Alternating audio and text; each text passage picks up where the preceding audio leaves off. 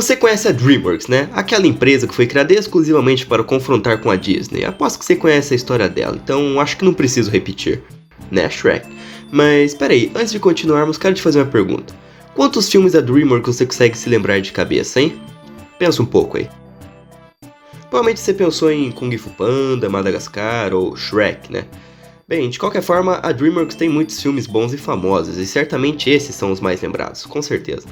Porém, toda empresa possui seus lados obscuros, e com filmes não tão famosos, ou até mesmo os esquecidos. Mas o que a DreamWorks tem de diferente, você me pergunta? Então, ela possui bem mais desses filmes que o normal. Esses filmes esquecidos eu chamo carinhosamente de abismo. Na Disney, por exemplo, seu abismo está entre os anos 40 e 60, com filmes que você nem deve conhecer, como Canção do Sul, Como é Bom Se Divertir, Dragão Relutante ou Living Desert. Porém, tirando essa época, você se lembra de seus clássicos, dos anos 40, por exemplo, como Branca de Neve, Bambi, Pinóquio, ou da era renascentista dos anos 80, como Bela e a Fera, Pequena Sereia e Aladdin. Mas o curioso é que a DreamWorks é uma empresa relativamente nova, sendo fundada nos anos 90.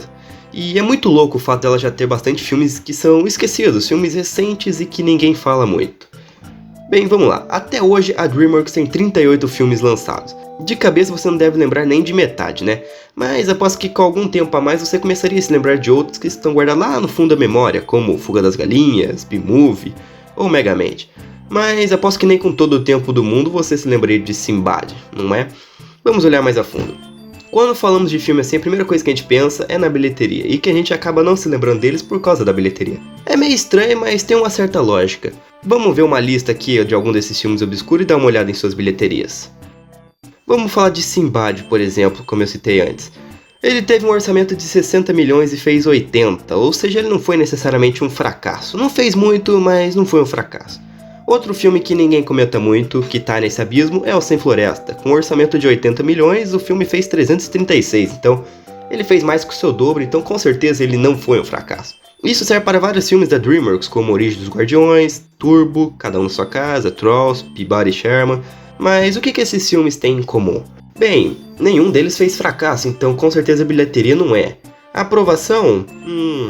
Talvez possa ser isso, mas vamos dar uma olhada em Shrek, por exemplo. O primeiro filme fez 484... Droga. Vamos dar uma olhada em Shrek, por exemplo. Seu primeiro filme fez 484 milhões de bilheteria, ou seja, ele já passou todos esses. Afinal, nenhum desses anteriores fizeram no mínimo 400 mil. E a sua sequência fez 919, ou seja, quase 1 bilhão. É muita coisa.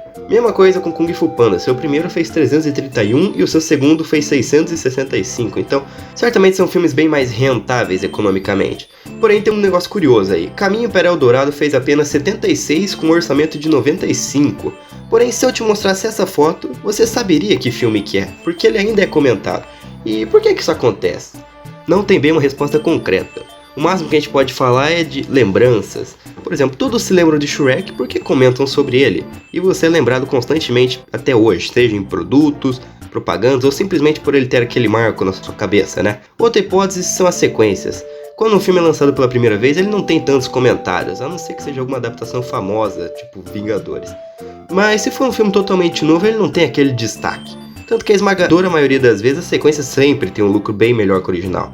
Quer um exemplo? Madagascar. Ninguém comentava dele no início. O primeiro mesmo eu não lembro de ter visto propaganda.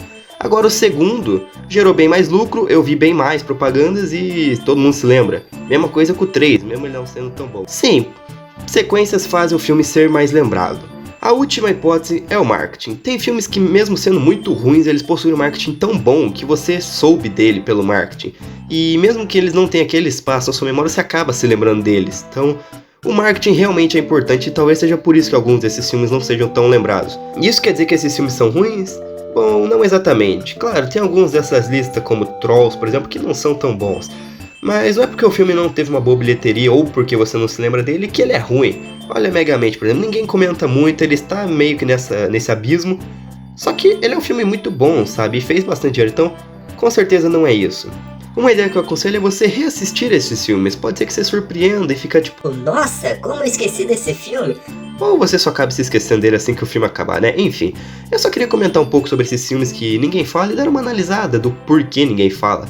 De qualquer forma, o vídeo vai ficando por aqui. Muito obrigado por ter assistido, te vejo na próxima e fui! Só para aproveitar esse momentinho do final, vim avisar que o canal será focado em coisas relacionadas a filmes, séries e jogos, como teorias, top 10 ou só comentar sobre algum assunto, como esse vídeo. Tô bem empolgado para continuar lançando mais projetos, tenho vários em mente e conto com o apoio de vocês, então desde já agradeço e dessa vez fui mesmo. Até!